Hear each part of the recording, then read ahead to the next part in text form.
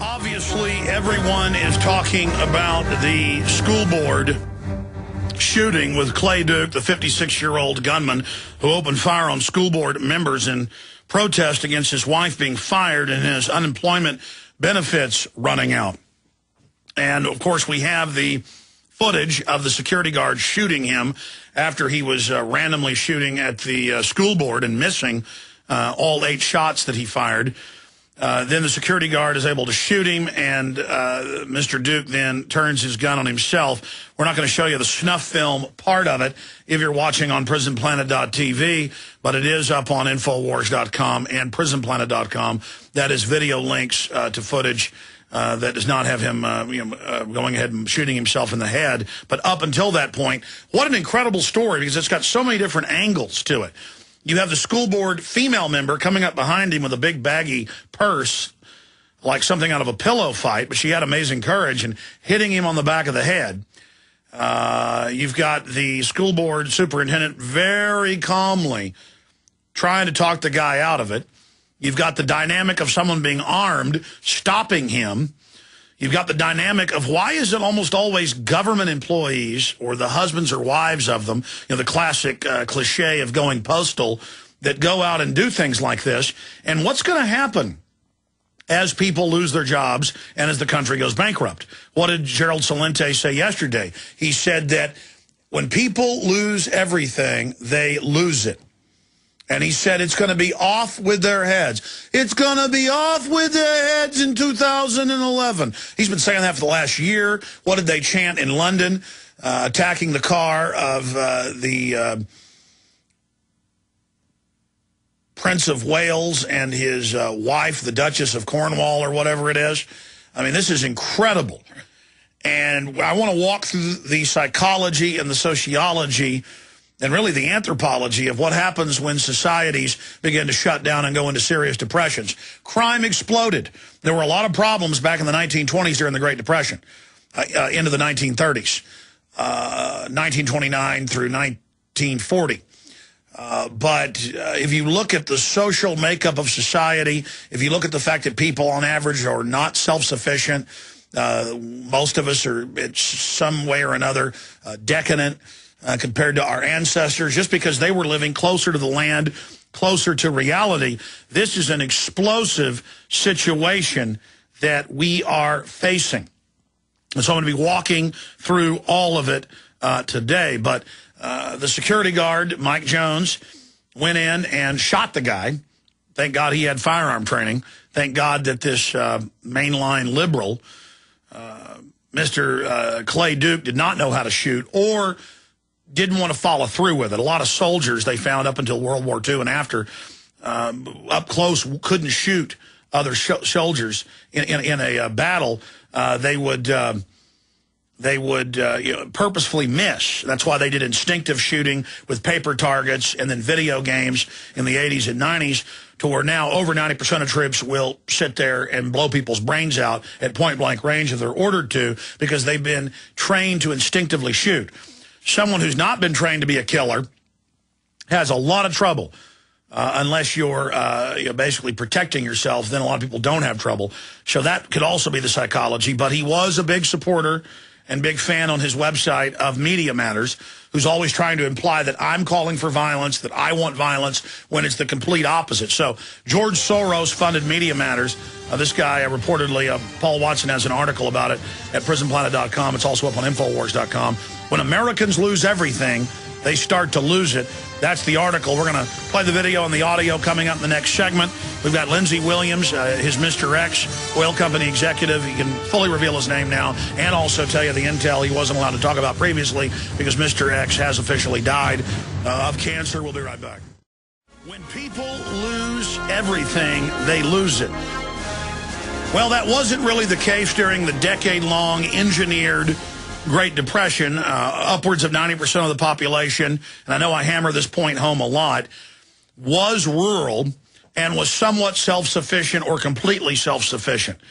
They knew how to skin a buck, run a trot line, how to grow corn, how to grow wheat, how to grow vegetables in the backyard. They knew how to hunt squirrels and white-tailed deer and elk.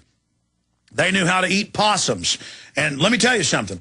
Where my family's from on my dad's side in East Texas, all those old World War II vets that I went deer hunting with every year that hunted on our property, they're all dead now, great guys. So actually, I think one of them's still alive.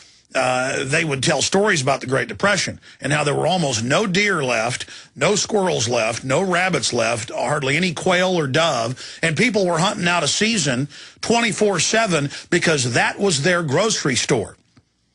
That was their grocery store. People make fun of, oh, those hillbillies, they'll eat a possum. They'll eat a raccoon. They'll eat an armadillo. Well, that's because they had food on the table every night.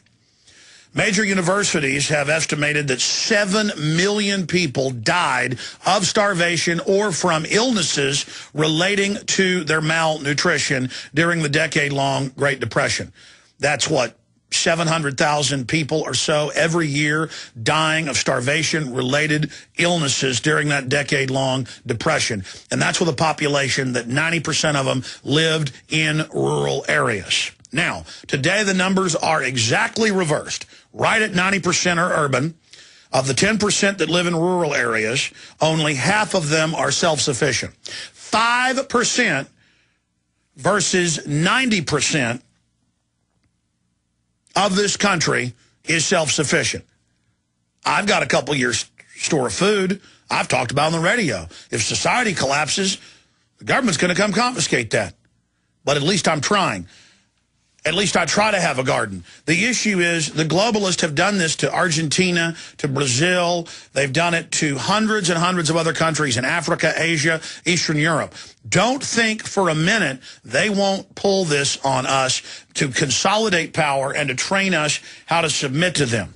Now, what did Gerald Celente say here yesterday? He said this is going to be the year of off with their heads, and it's going to be the year of when people lose everything, they lose it. Now, most of these videos and audio we're about to play have profanity. We've cut most of it out, but there's some mild, stuff. But this is news. This is happening. And if you're watching it on, prisonplanet.tv and don't want to see somebody getting shot, then turn away. But you notice people don't get upset by all the violence on TV that's simulated, but when they see real stuff, it's upsetting. And it should be upsetting. But the issue here is there's a lot of different facets to this. But you've got the school board lady coming up behind him with her bag, hitting him in the back of the head. First he goes up and sprays V for Vendetta on the wall, which is kind of a liberal-style revolution movie, mainly about, I guess, rebellion of gay people against oppression or whatever. But it's a surveillance state, and the Wachowski brothers who made The Matrix basically put it out. So he sprays V for Vendetta. Are they going to call to ban the movie V for Vendetta because this guy was touched by it? You see, there's real tyranny going on, real oppression. But this poor guy wasn't given real avenues to take his country back. He was a big fan of Media Matters and George Soros. He's a liberal, basically. But you better believe the Southern Poverty Law Center, the ADL right now, have got his computer. And if he ever visited Infowars.com or PrisonPlanet.com, they're going to say it's my fault. Even though Paul Watson's gone to his websites and blogs, and where the guy posted, and he appears to be a liberal. And I'm not saying liberals, are inherently evil or they deserve to have their speech shut down. It's just, there's going to be this angle, this push. And as there's more people going postal, and his wife worked for the government, worked for the school district, and he'd been kicked off his government unemployment insurance. And again, I'm against socialism and dependency because it causes things like this where people don't know how to skin a buck or run a trot line. But at least that stimulus money at least goes back to the people and they go out and buy things. That's better than tens of trillions going offshore to shadowy banks. So this is a very, very sophisticated issue. But then you've got the point of a woman charging in. We see this so often. Old ladies fighting off attackers with umbrellas or with their cane. Here comes the old lady. Looks like she's about 69, 70, 71 years old. She comes up and hits him with a big old Coach bag that probably felt like a pillow fight when you were 8 years old. And he just turns around and knocks her to the ground. He looks like he weighs about 350 pounds. He's a big guy. And You know, the issue is that woman should have had a revolver in her purse, and she should have walked up and shot him in the back. Now, I'm not a macho guy. I'm not waving guns around. But I do, and I have on air showed people the fact that if somebody came in here and started shooting, there are multiple people with concealed carries. I don't have a concealed carry. It's my office, my operation. I've got a .357 Magnum with 7 shots in it right here. Sure, I could have a gun with 40 rounds in it, but I like the safety of a revolver that under stress, it's easy to use, doesn't jam compared to other type firearms. I've got a reliable firearm right here. And if somebody ever tries something like that, I will just cold-bloodedly get up against the side of the wall, wait for them to come along, and I will shoot them in the back. I won't macho stand out like a gunslinger. I will maybe get on the floor and wait for them. And I'm going to shoot them. You come to my house, I'm going to shoot you. Try to break in my house, you're dead. Okay, and more guns, less crime is the answer. We're an armed society. We've got a bunch of spoiled brats in this country who don't know how to take care of themselves and who are flipping out and who expect everything for free. You saw what happened on Black Friday a few weeks ago with people stampeding each other, going crazy, fighting over, discounts because there was no sales tax that day. This country, and myself included to a certain extent, I mean, it's all by degrees, is extremely decadent and slovenly. And it's a time bomb. But the military's done actuaries and societal studies on it. So has Homeland Security. They know full well, as things break down, the police, just like in Katrina or just like in the L.A. riots or any other big event, they're going to sit down the road. The firemen who are the heroes are going to come in and get shot at by the scum. And then the police are going to come and try to arrest Korean shopkeepers, it doesn't matter, who try to protect their property. But a big crowd comes down the road wanting to burn down my neighborhood, I'm going to go out and shoot them all. I mean, it's real simple. You start coming towards my family, where my wife and kids are at, with torches, and you're setting stuff on fire, I'm going to get in a prone position with a tripod, a .308 rifle, with a backpack full of 30-round magazines, and I'm going to take you out. You see, that's the answer here. I'm not looking for a fight, but I'm here to tell people, every one of those people on that school board should have had a gun and not been victims. Okay, and the minute that guy pulled a gun out and was pointing it at somebody else, you just calmly reach up and calmly squeeze the trigger. That's the secret. Just like you're shooting ducks in a barrel. And so you shouldn't have to have a woman run up behind him heroically, or as the heroine, and hit the guy in the back of the head. So there's that facet. I want to go ahead and play the video of the woman, and this is all up on prisonplanet.com and Infowars.com.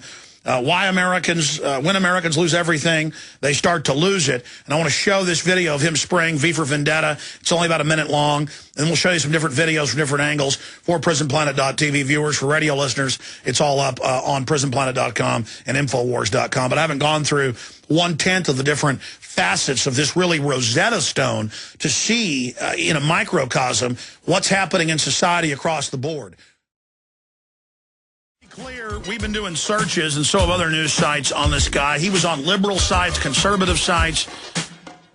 Thank heavens it hasn't come out. He was on my sites yet, but Infowars.com and PrisonPlanet.com are huge. But this is this guilt by association. Are they going to blame V for Vendetta and the Wachowski brothers film for him spraying a V on the wall, which is just his archetypal image of rebellion? If he would have sprayed a Revolutionary War flag on the wall, would they have blamed America for it? No, these are angry, desperate people.